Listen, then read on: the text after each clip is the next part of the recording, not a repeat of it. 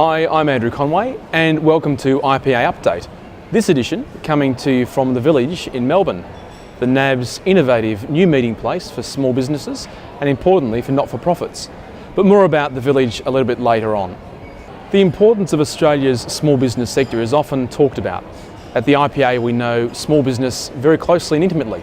The vast majority of our members work in and with small businesses every single day. With this in mind, the IPA launched the I Love Small Biz campaign a couple of years ago. The campaign grew to include a national small business dialogue, and this year we've expanded even further. There are now I Love Small Biz events throughout the year around the country. A massive social media campaign has also commenced. And some of the initiatives that we're launching as part of the I Love Small Biz campaign include the National Small Business Wishlist and Dialogue held in Canberra, specifically on the 26th of June of this year. The IPA Deakin University SME Research Partnership, which is a first for any professional body conducting small business specific accounting policy research.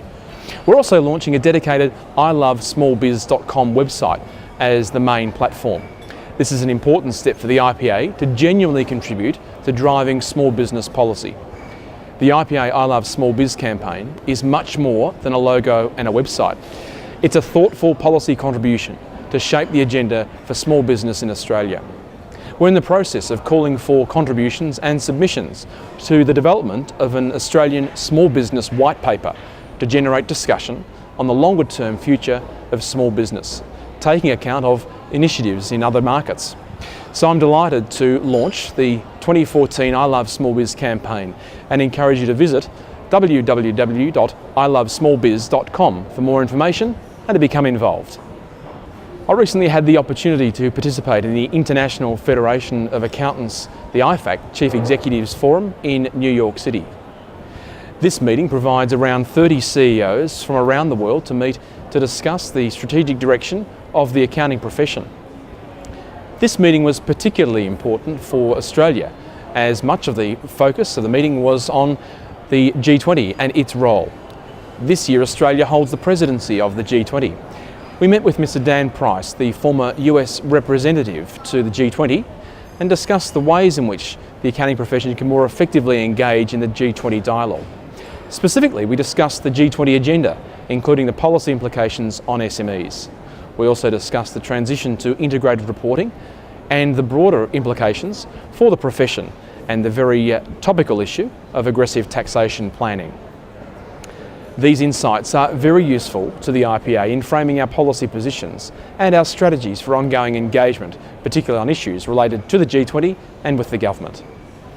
Finally, we thought it was important to show you around the NAB Village here in Melbourne, a custom designed space to act as an enabling facility for small businesses and not-for-profits.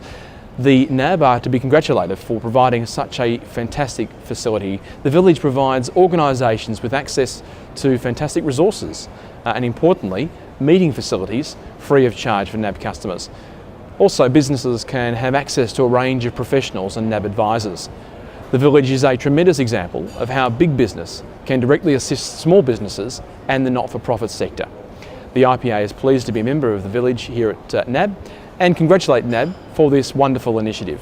We've worked with NAB very closely over a number of years on a range of small business priorities and policy initiatives, including the I Love Small Biz campaign. And recently I caught up with David Bannatyne, the NAB's General Manager of Small Business, to discuss the Village in more detail. So we're here at the Village joined by the NAB General Manager of Small Business, David Bannatyne. David, thanks for your time. You're welcome, Andrew. Thank you. And we're really impressed with the Village. David, can you just tell us a little bit about the background to the NAB's Village here in Melbourne?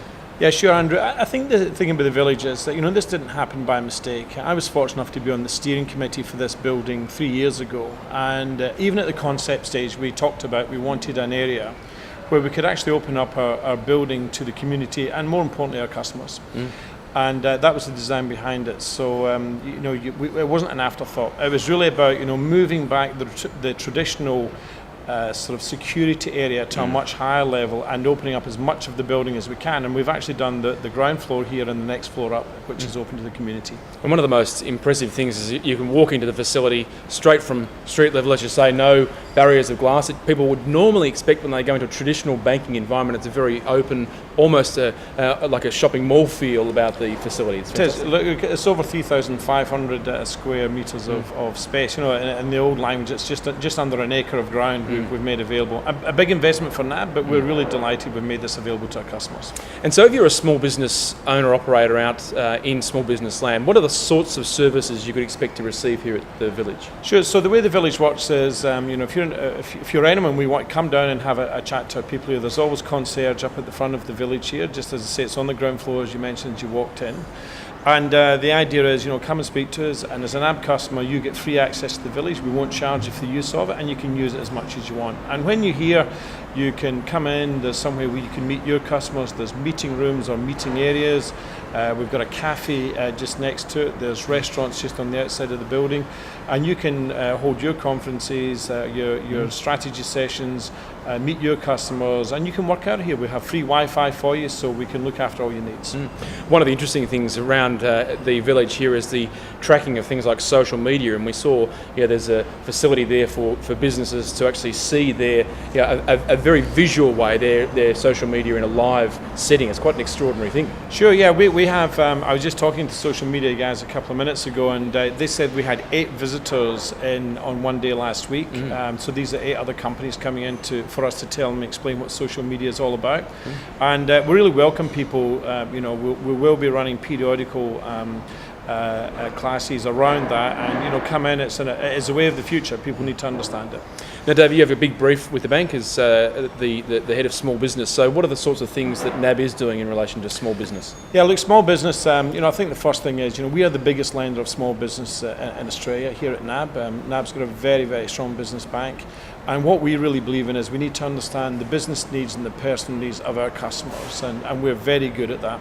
We also have a number of bankers out in the field, and what you want to do is be able to deal with somebody that hears what your business plan is about and what your needs are, and we'll actually tailor a solution to you, and we have a decision maker on the spot, and we'll get through that. So we're very focused on doing the right thing by customers and understanding their business and their personal needs. Well, a great way to experience that is to come down and have a look at the village. And so, David, we really appreciate your time today and allowing us to be here with the IPA update here at the village. And thank you to NAB for providing a great facility for small business. Yeah, and thank you. And hopefully your members will come down and have a look.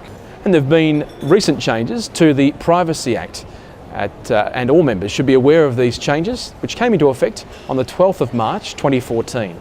At the end of this video, you'll be provided with a link to the details of these important changes and what your rights and obligations are in relation to the new laws. And that's all for this month.